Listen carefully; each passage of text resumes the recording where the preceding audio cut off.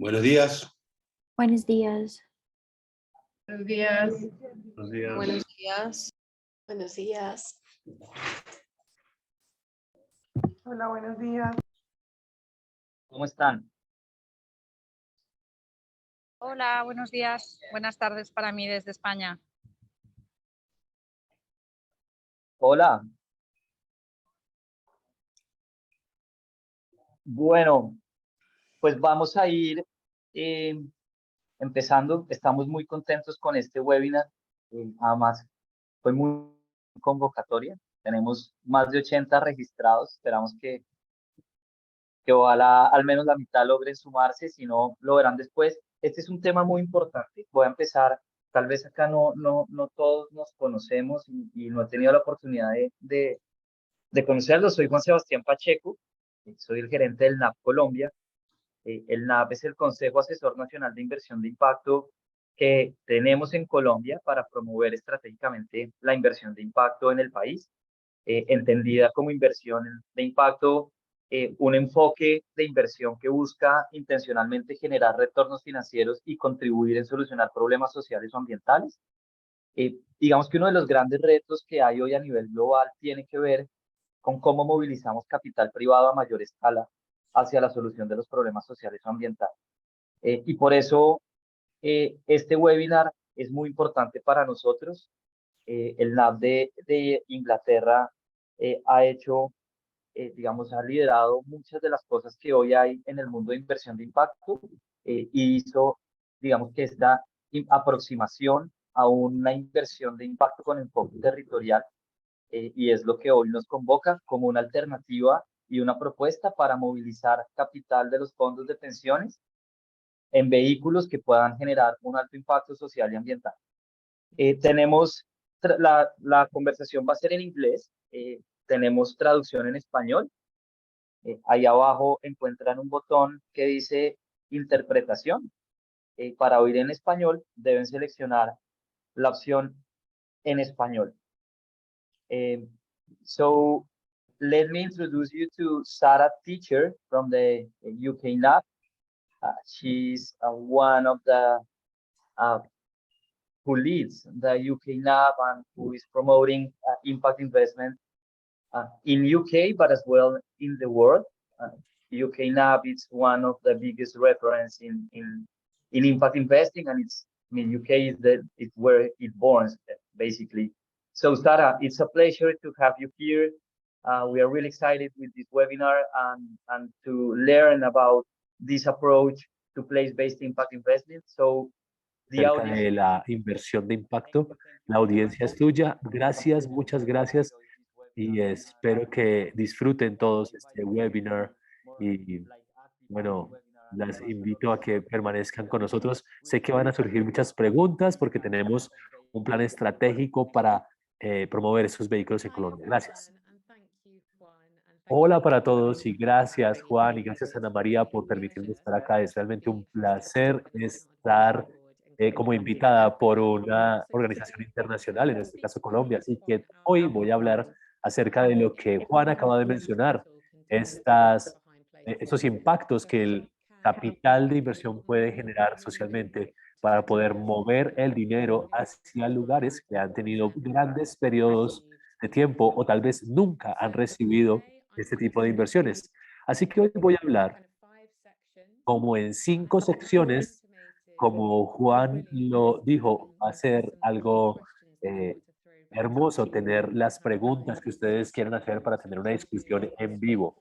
Así que lo que voy a hacer es que voy a hablar por 10 o 15 minutos y entonces me gustaría hablar algunos de los temas que surjan en el chat. Así que bueno, Juan hablaba de cuál es el impacto que han tenido esas inversiones en las organizaciones y cómo podemos haber llegado a este trabajo. Así que, bueno, como Juan lo describió, tenemos esta asesoría nacional en el Reino Unido y tenemos una visión de hacer el capital para que trabaje un poco más junto, más justamente y que pueda aprovecharlo todo tipo de población y que acelere el desarrollo y que pueda ser también democrático como en el Reino Unido está ocurriendo. Somos una organización que Fue fundada por el gobierno del Reino Unido, especialmente por el Parlamento, que fundó nuestro and the City of London, and we also have the support of 15 financial services supporters. And our focus is on moving the big pools of capital that have yet to allocate for impact.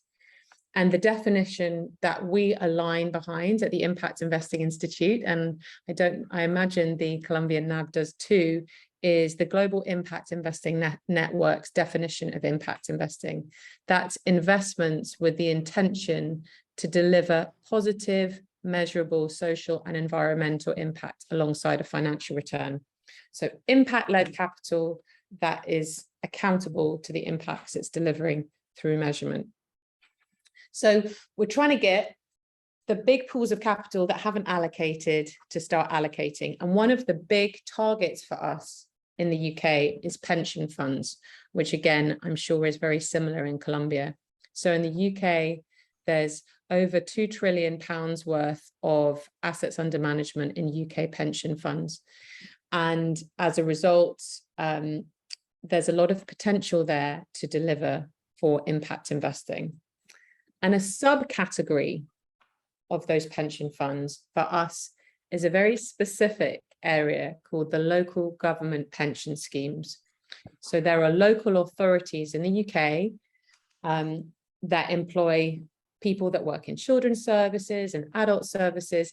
Each of those local authority employees pay into their pension, which is run by the local government pension scheme. The total assets under management of those local government pension schemes is 326 billion AUM. So these are pensions that come from people who've worked in public service in all of the areas of the UK that and manage their money.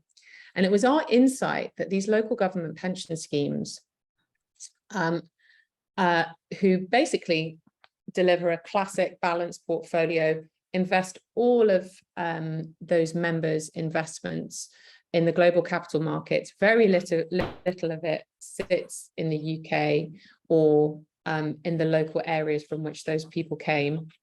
That it was our insight that if the scheme could be persuaded that there were risk-adjusted market rate return opportunities within their areas, they might start to invest for impact locally. So that was our kind of our starting point. So this is when we started to develop these ideas. This is around place-based impact investing. So we delivered a white paper, and we delivered it in partnership with two key bodies here in the UK. One consultancy called The Good Economy, and one a platform which is incredibly helpful called Pensions for Purpose. And Pensions for Purpose was set up as a platform very specifically for pension funds who were starting to try and think about impact and the transition to net zero. And so we delivered a white paper called Scaling Up Institutional Investment for Place-Based Impact, which focused on the potential contribution of the local government pension scheme to invest in opportunities. And we sized the prize. So we discovered that of the total 326 billion AUM, only 300 million of that was going to local opportunities. And we looked at opportunities in SME financing, urban regeneration, affordable housing, renewable energy, and infrastructure. So those were the 5 categories. So very little money going into it. But we also showed that, what's back of the envelope maths really, that if they allocated 5% of their total investments, that will be an extra £16 billion of investment to local communities in the UK. So we proved 2 things: that there was a pool of money where the members, the pension members who are really the owners of the capital, would be excited, interested, in favour of that investment being invested locally. And we also proved that there were investable opportunities that could meet the pension fund's risk and return parameters that existed within the UK. So we proved the two sides of the coin. So that was our kind of setting out our stall. This is what we're driving towards, pushing in particular the local government pension scheme to start to deliver money in this way. At the same time, we also delivered work within the UK banking sector. So a major retail bank in the UK is called Lloyds Banking Group, and they have presence all over the UK. And we worked with them to see how they could deliver their investments in a different way in places in 3 major cities in the UK, Leeds, Liverpool, and Birmingham, to see how they could better finance regional regeneration and deliver new relationships with local authorities that could get places funded. So those are the kind of two main inputs for us, looking at different investor groups, the local government pension scheme and UK banking, and seeing what did they need to do. Ahora, lo que se necesita por hacer es que podemos mover este capital y poderlo utilizar de la mejor manera. Bueno, pero la primera pregunta es, ¿cómo, con este contexto, quiénes son los inversionistas en Colombia y que podrían emocionarse, que podrían estar felices de invertir en este tipo de inversiones de impacto? Esa es la primera pregunta que quiero que ustedes piensen. ¿Quién y cuándo?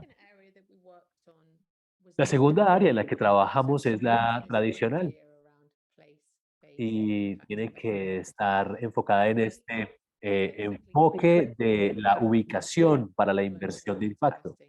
Para tener estas inversiones globales de impacto, tenemos que encontrar unos inversionistas que están enfocando sus inversiones en los lugares y que buscan unos retornos financieros también como desean un impacto social y global.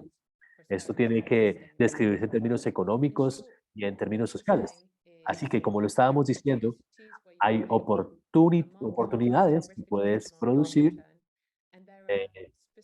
y también hay algunas oportunidades específicas en lugares donde también tú no solo puedes invertir, sino también recibir un retorno progresivo de esto que tú has estado invirtiendo en términos. Impact investing, plus those outcomes being focused on a specific place, engagement from a range of local stakeholders, and then those specific investment themes. So that's what we're talking about when we talk about place-based investing. So that's all good. We've got these investors that we think could be interested. We have this definition and this proof that you can make money against this definition. It should be a slam dunk, right? It should be, the money should start flowing. But obviously, there are major obstacles to doing this work. And we articulated them in 5 ways. So the first was around raising awareness. So for us, the local government pension scheme, they weren't even, despite the fact that they have local in their name, they weren't thinking at all about local investment strategies. There were some cultural norms that people were just defaulting to the global capital markets and not looking at opportunities close to home. So one of the things that we've done is to talk and engage with investors, say there are opportunities in your places, say evidence that you can make money in those opportunities, and give people the tools and frameworks to start doing this work.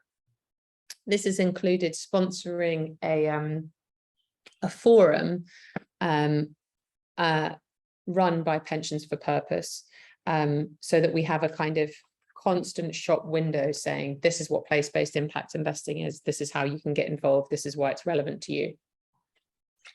So awareness is problem 1. The second is around capacity and competency.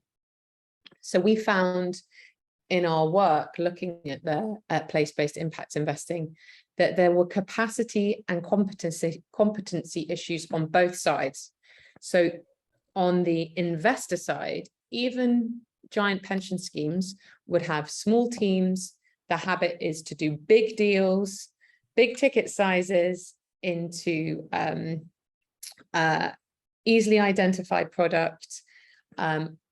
And so the teams that are allocating those investment are quite small. So on the pension side or on the banking side, people didn't have the time to kind of sketch out and due diligence smaller opportunities. On the flip side, local authorities, which are often the kind of entry point into the kind of local pipeline, local authorities in the UK had quite limited capacity. You know, they are public bodies. They have had very reduced budgets. So they themselves find it hard to broker between, you know, to surface pipeline and share that with investors. So there's a capacity and competency problem. So one of the things that we're doing at the Institute is creating place pilots in underinvested places in the UK.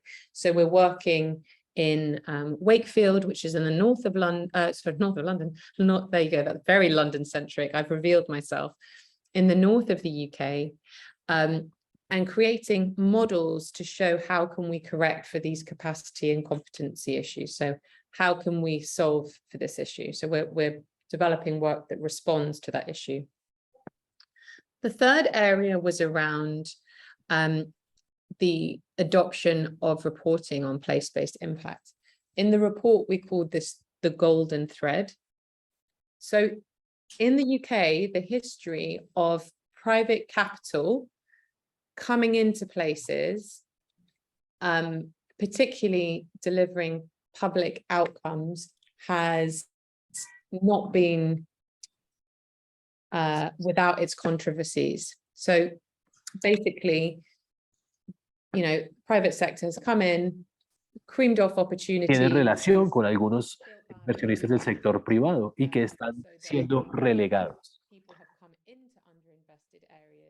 Incluso si hay personas que han encontrado un interés en este tipo de inversión de impacto, hacen parte como de este grupo de oportunidades de inversión. Es realmente decir que estoy en un potencial de entregar mayor trabajos sostenibles, que puede rendir cuentas en la entrega del producto final para asegurarnos de que los actores de buena calidad con las mejores intenciones están en realidad resolviendo estas necesidades que son articuladas a necesidades. Delivers the accountability for communities on the other side. So it's a key plank of bringing in this type of capital is showing stakeholders that this capital is accountable and will deliver what the local community wants. So we created some measurement frameworks, which are available on our website and are very useful and practicable. So I encourage you to head there. On the fourth area was around brokerage, and it kind of comes back to that pipeline issue, that it was hard to connect investors and place-based impact investing opportunities. So the investors would say, we would love to invest in these local opportunities. We just don't know where they are. And the potential investees would say, we've got this amazing project, got this thriving business. We just need someone to put the capital in to help us grow. So one of our responses to that is to create what we're calling a place coalition to drive better conversations amongst investor groups and enterprises in places. So building those networks between investors, enterprises, and places so that the information flow between all of them is improved and hopefully results in more investment taking place. And the last area that was a real obstacle for people was the idea of scaling of the kind of the vehicles that were available to take on this investment. So particularly on the local pension fund size, as I said, people want big tickets and they have certain, because of their fiduciary responsibilities, they have certain risk return profiles that need to be met. And it is true that lots of the really interesting opportunities in place maybe don't have the right risk return thresholds or don't have the right scale. So one of the imperatives is to scale up institutional grade, place-based impact investment funds and products. So one of the things that we've done and we are doing is really exploring blended finance models. And that's when in the stack of the vehicle, someone might be taking a concessionary position. There might be grant involved that helps the risk return profile for other players up the vertical stack to receive a better risk return because someone's come in with a grant, like a local government. Or you might deploy things like guarantees to make the risk return, to change the risk return profile. So we're exploring blended finance models. We did a good paper on financing vehicles for place where we profile some of the models that are out there and delivering for impacts in place. And then we've found a specific opportunity in the UK that we think could really deliver a scale vehicle in place. So we're working with the community development finance institution sector here.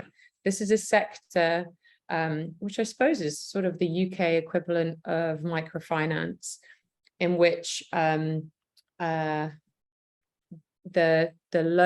loans are targeted to marginalized people who can't be part of mainstream banking. So that might be businesses or consumer, but we mostly focus on community development finance institutions that are giving investing debt into businesses that typically are underserved by mainstream banking.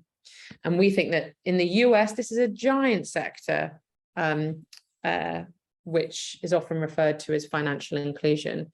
If you are an impact investor in the US and you're making your first investment, bet your bottom dollar you're investing in CDFIs. In the UK, that's not the case, but we think that there's an opportunity in working on this with the enterprises themselves, the CDFIs themselves, and working with the investor set that we can bring both together and create a scale vehicle. So those are some obstacles and solutions that, so I'd be really interested when we get into the discussion of thinking about what might be some of the obstacles within your market. Obstáculos con el gobierno local y cuáles serían aquellas razones que nos pueden hacer or projects that you can do to start the field moving and getting people to recognize the opportunity of investing in place. And the last area I want to touch on before I stop talking is really about collaboration.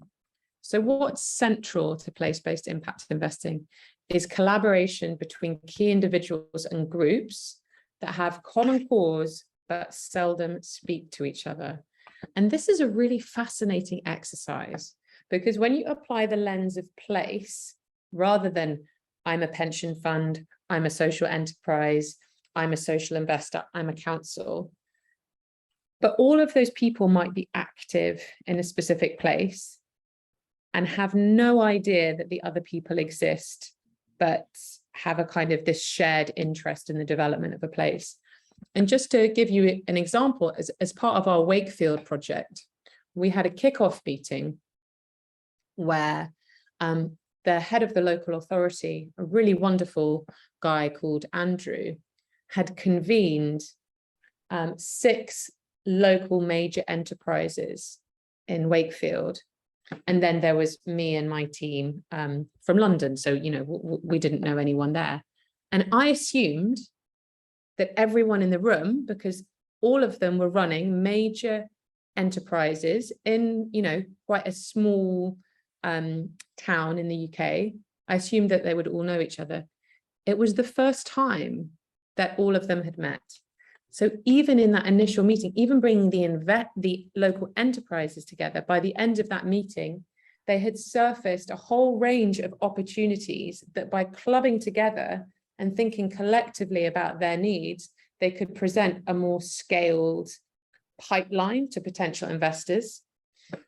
On the investor side, the opportunity is similar. Charitable foundations are playing a role in this world. Government is playing a role in this world. Institutional investors are playing in this world. Social investors are playing a role in this world. Each of those capital elements have different requirements, from risk return to impact focus.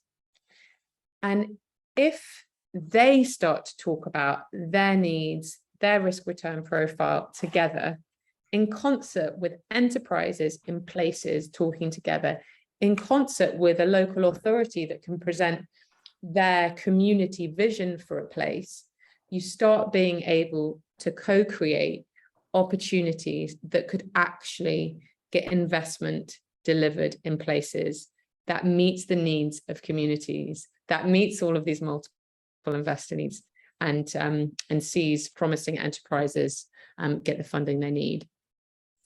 So that's the theory, and that's the work that we're doing.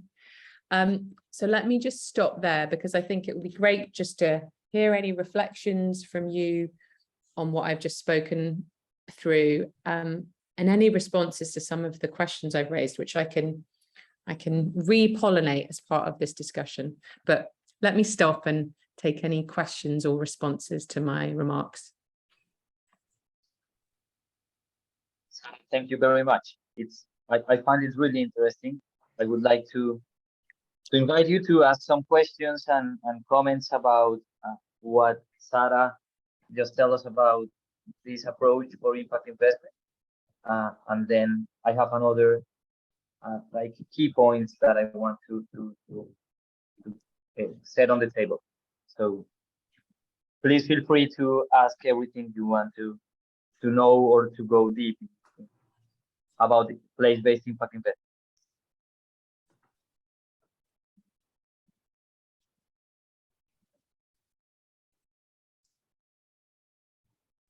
Arturo, yeah. Hi. Sarah, good afternoon to you. A quick question. We are in the process of setting up a impact investment fund for Latin America. And obviously, there's very, very little experience in that regard. So we are looking at anything that we can learn. And I think the experiences that you have in the UK are most exciting. We are starting in Colombia right now, physically in Bogota. That's one of the reasons that I've joined this conference, and thanks for the invite. But I think the challenge is obviously our pension fund structures in Latin America and our private equity funds are very different and really much more at an early stage than what you have in the UK, which is probably one of the most advanced systems in the world. So I think that our challenge is really how to tap into these local markets, and or more interesting, I'm sure that the pension fund industry in the UK and other places does have some space for alternative investments such as these internationally. De manera internacional.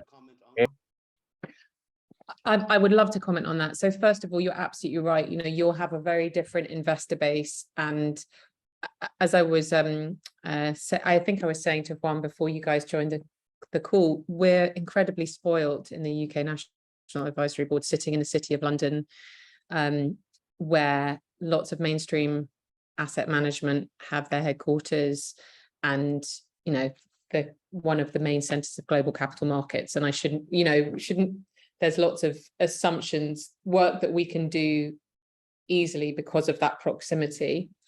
I do think that there are general lessons that can be taken from the place work into different investor contexts, though. I think some of the principles about kind of convening and collaboration across investor types and across enterprises, particularly if you are in a place. So I think some of the fundamental place ideas are quite simple, which is if there are different investors interested in a place, they should get together and have a conversation about what their ambitions are for, you know, in our case, it's for Wakefield, but for your case, there may be specific areas that you're targeting.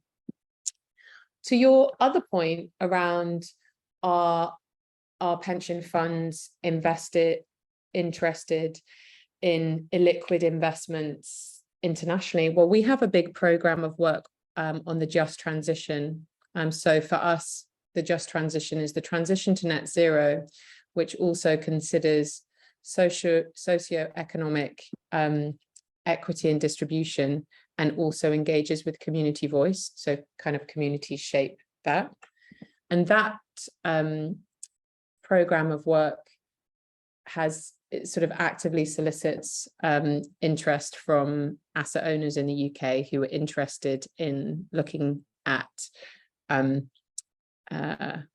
international opportunities. So yes, I think there are pension funds that are interested in alternatives and interested in impact alternatives internationally. And I think if you have a really compelling proposition in the new Latin American Impact Investment Fund, I think there would be a lot of interest for that. It particularly be really interesting to understand the kind of impact goals you're in pursuit of, but I imagine there will be some, there's plenty of social and environmental issues to target with capital in Latin America. So I'm sure there will be a lot of interest. Yeah.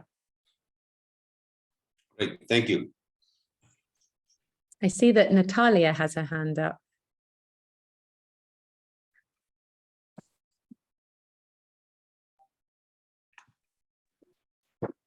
Natalia, I can't hear you. You're on mute if you are speaking.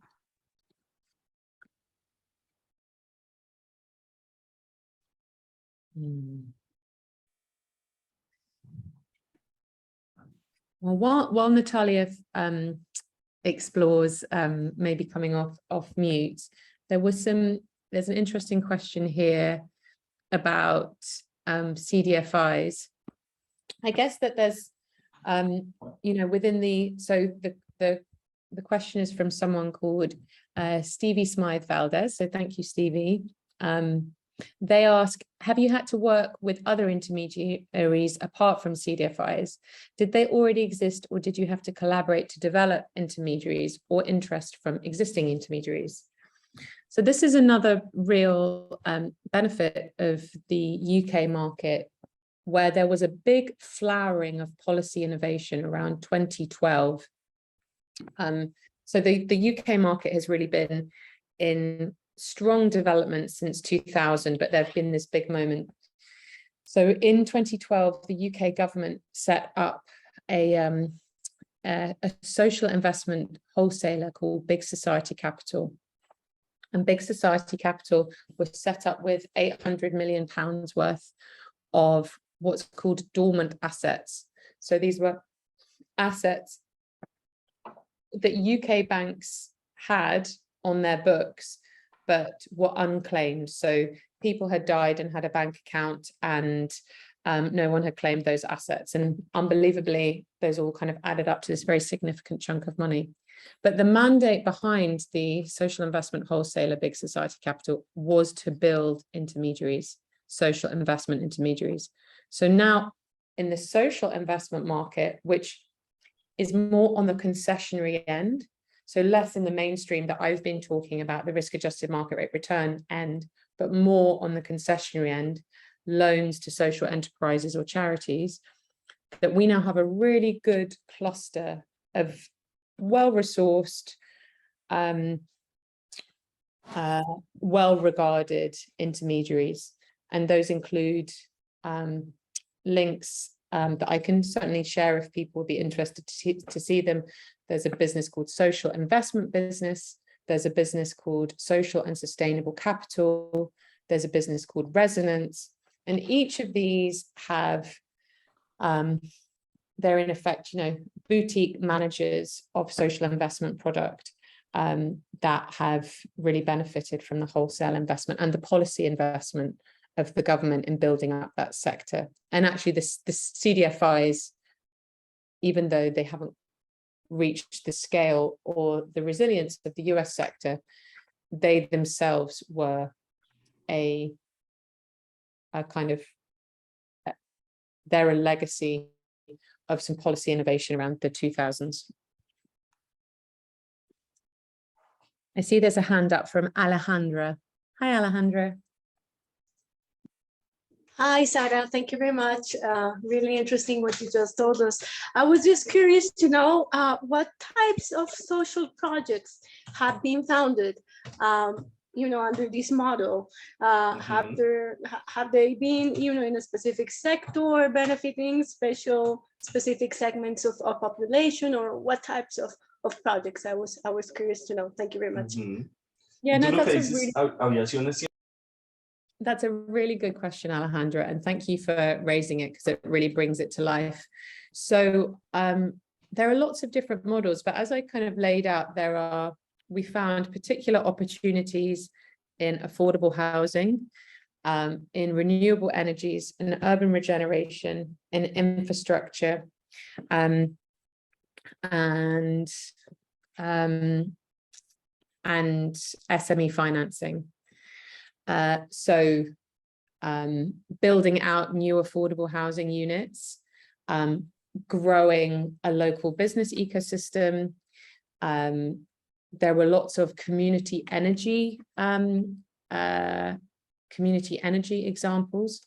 But one of the insights that was really powerful from the work in place was less thinking about each of these kind of asset strategies in isolation. So less, you could obviously develop an affordable housing strategy across the UK, but actually thinking about, are there synergies in a place?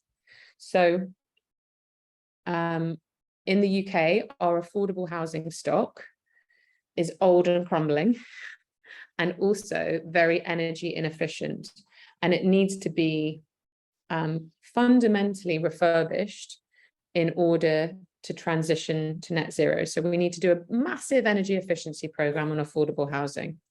So that, obviously, that's investment number one. We need to invest in that housing stock to make it fit for the future. But to deliver those refit services, well, that's a whole other business line. So we're using a place lens. You can say, okay, well, we need to retrofit the housing stock. Let's build up a local supply chain to deliver the retrofit services. So let's ensure that local businesses that are growing, that are delivering services that could refurbish an affordable housing stock, let's ensure that that supply chain is local. And so the idea here is that by investing or collaborating or being aware of the different investment flows into a place and into different areas, you can be more than some of your parts. So the affordable housing gets refit, amazing.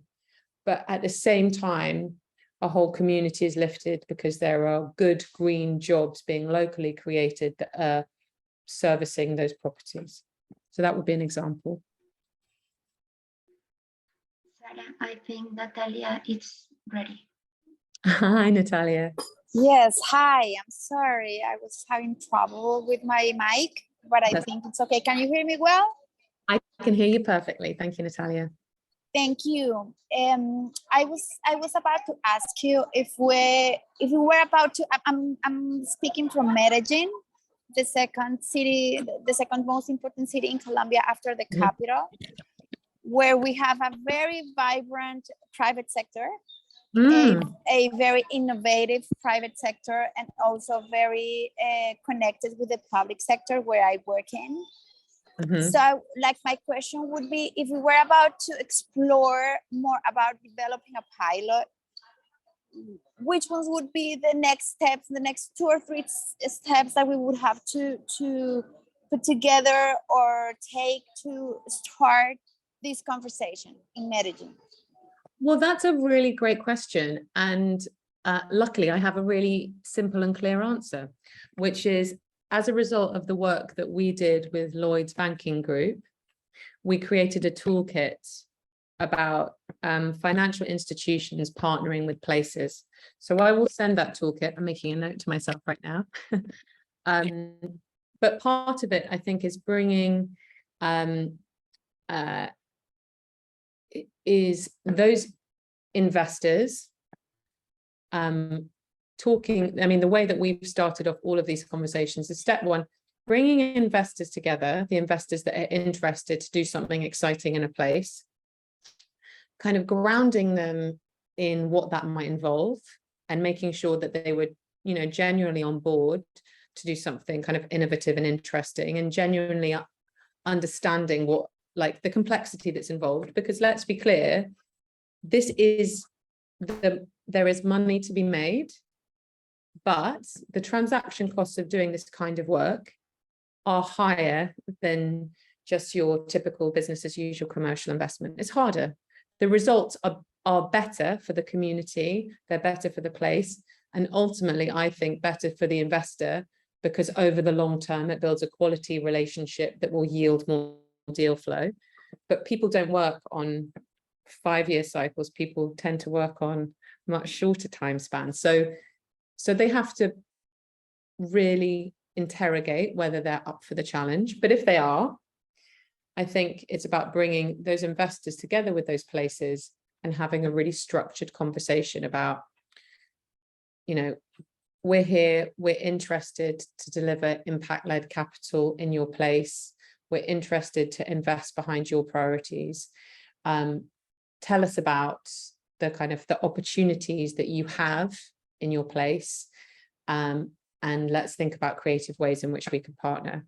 But the toolkit goes into much more detail about how you structure those conversations, the steps that you need to go through, how investors need to behave differently, and also details how local authorities might need to behave differently. So one insight, certainly from our work, is investors want to move much, much quicker than the local authorities they're partnering with can.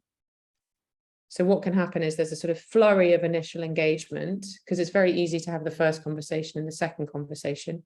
What's hard for people is even in the UK, most local authorities don't have someone with really good financial analysis skills, a really good business modeler, a legal team, you know. So I think it's having a grounding conversation between investors who are interested and the local authorities in question, and thrashing out a program of attack. But I'll pop in the chat the link to the toolkit, which I think is a great place to start. So I'll share that. I share that now while the next person asks their question, so that I don't forget.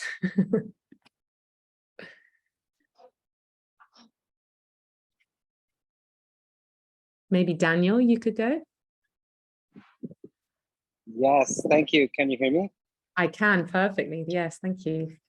Thank you, Sarah, for such a great presentation and for all your hard work.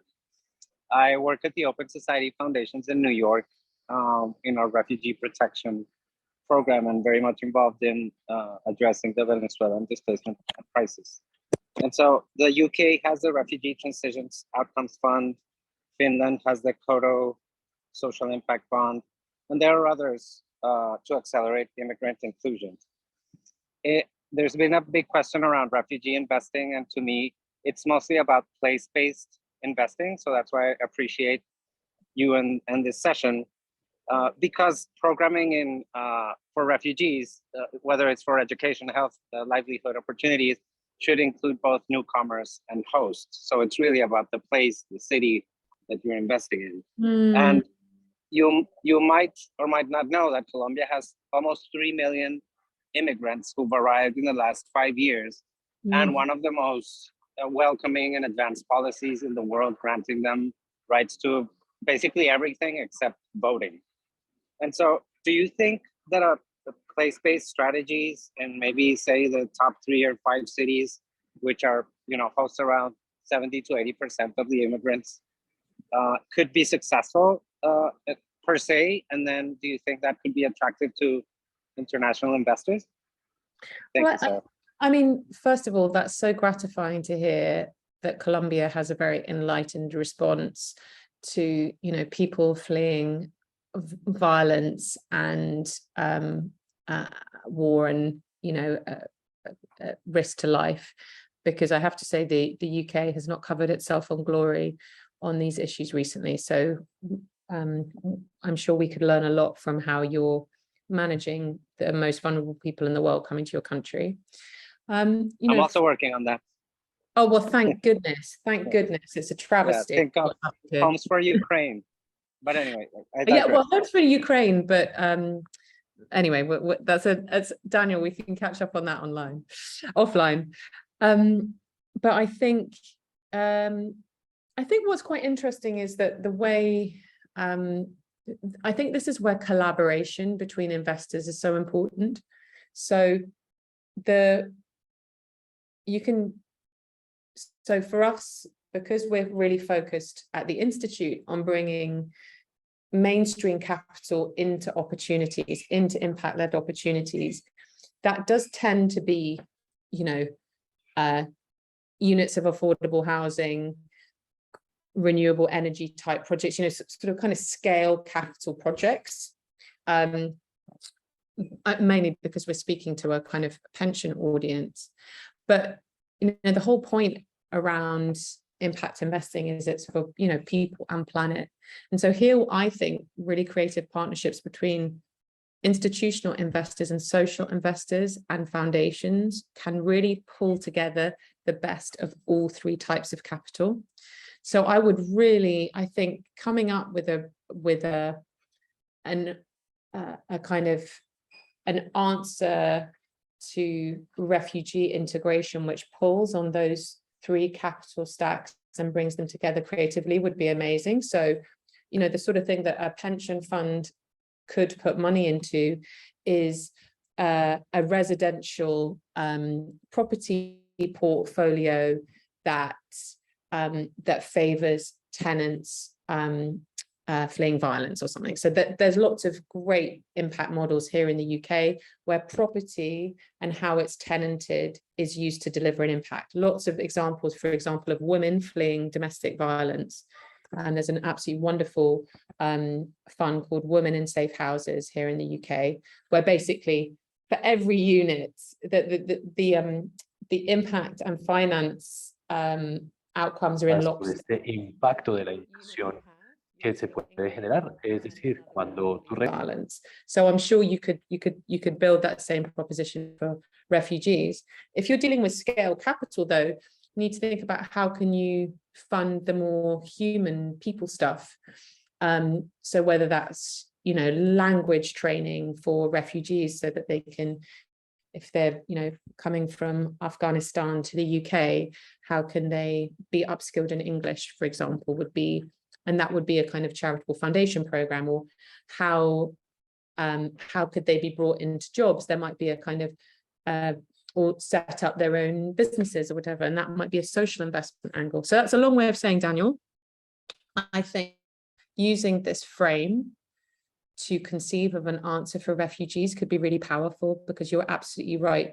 Refugees settle in a place, they have lots of needs in a place, and how could you, I don't know enough about how kind of refugee housing is organized, but I'm sure there are different ways that a place lens could be helpful for them. And I'd be very happy to actually think about that more concretely if it would be useful. And I will put my email address in the chat. So if anyone hasn't had the opportunity to ask a question that they would like, you'd be very, very welcome to follow up with me afterwards. And it's actually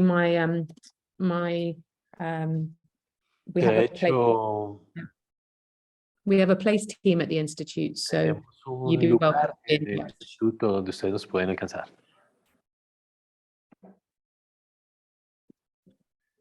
There's some good questions here in the chat, so let me just. Hay algunas preguntas muy buenas en el chat. I think I've accidentally unmuted. Pienso que accidentalmente le quité el silencio a alguien. I don't know if. No sé si lo hice. La traducción está sobre la llamada. It's exactly, they have like the person translating has to do something because he's speaking at the same time that she is. Yes. I think he solved it. Thank you, Oscar. Sorry about that. Okay. So we've got a question here from Maria Fernanda. Can we create programs that invest directly in social or environmental impact in partnership with companies in the region? We work hand in hand with companies of benefit and collective interest that have a great DNA of triple impact. I mean, absolutely. That's exactly the heart of this work is, I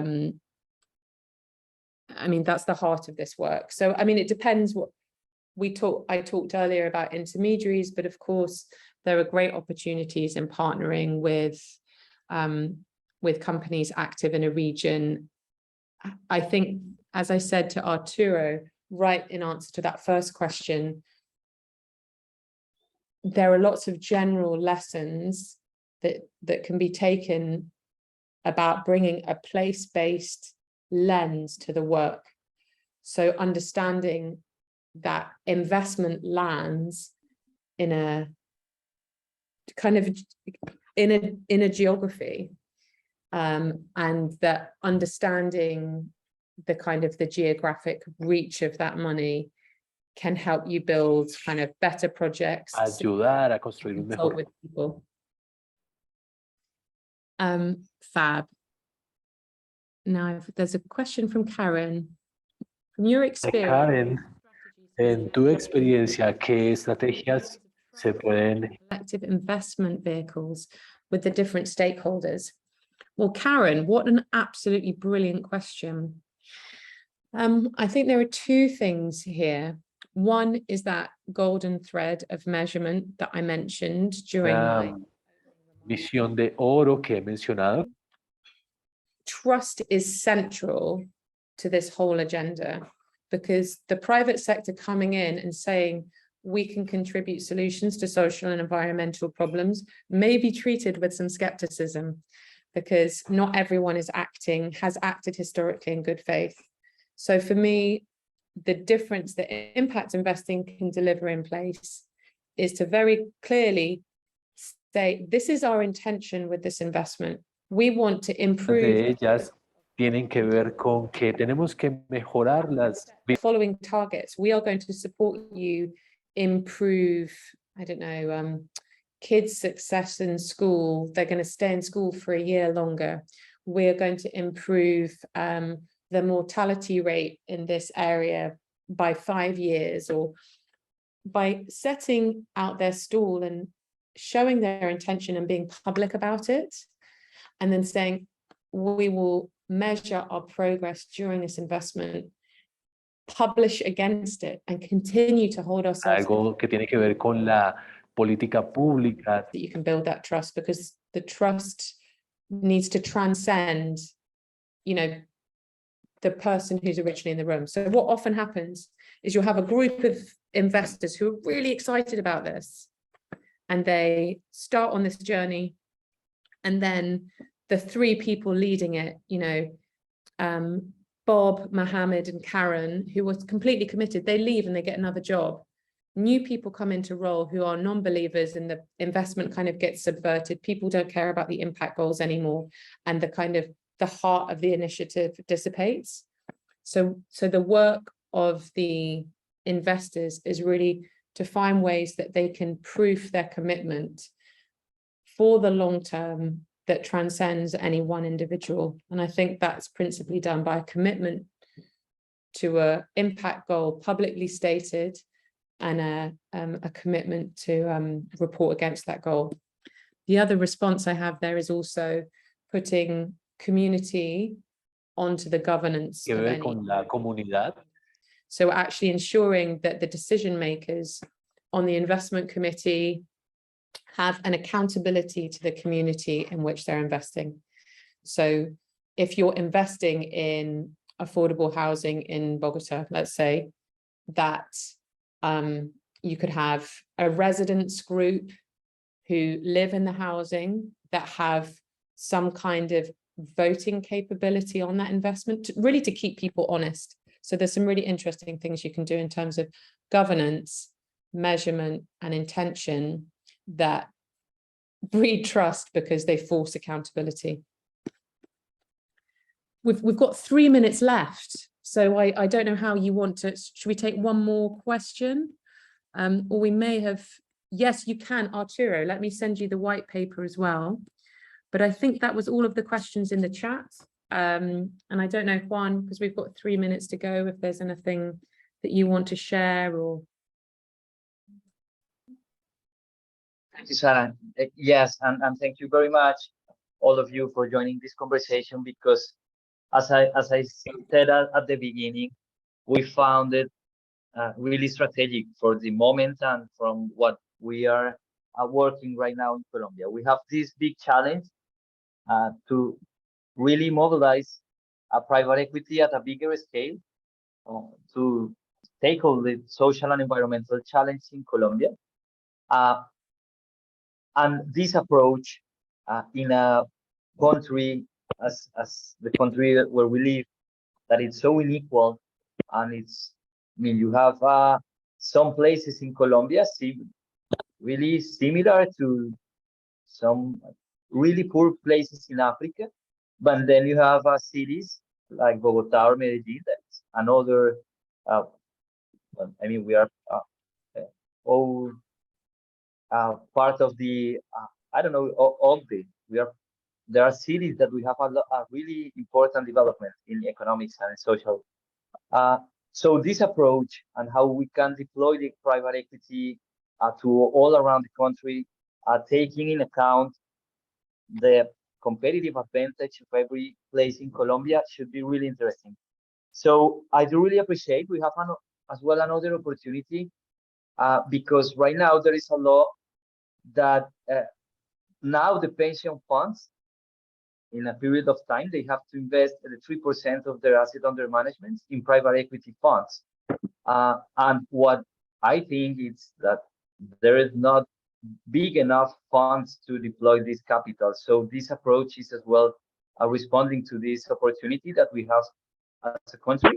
And as well, I think that it's important to articulate with all the actors that we are here. For example, ProColombia, and regional agencies that promote investments in the regions should be a really important actor to engage in the development of this kind of projects. So this is just the starting point. There's a lot of work to do here to make it real. And the other thing that I wanted to share is that right now we are working in a policy document and policy recommendations from the new government. We are in the beginning of the first left-oriented government in Colombia. So it represents challenges, of course, but as well it represents really big opportunities. So we are working on that, and I think that this approach match really well from the government objectives and goals. So I think that the moment is really, really important right now. There is momentum to work on that. And thank you very much, Sarah. I think that we are going to have more conversations with you and to move forward about this approach. And thank you all. Thank you so much. Thoroughly enjoyed the conversation. Very happy to hear. I've put my email in the chat. If you have any questions or queries, please just pop me a line. And happy to hopefully come back and talk to you again sometime on this or other themes. Thanks so much. Take good care. Thank you, Sarah. Bye.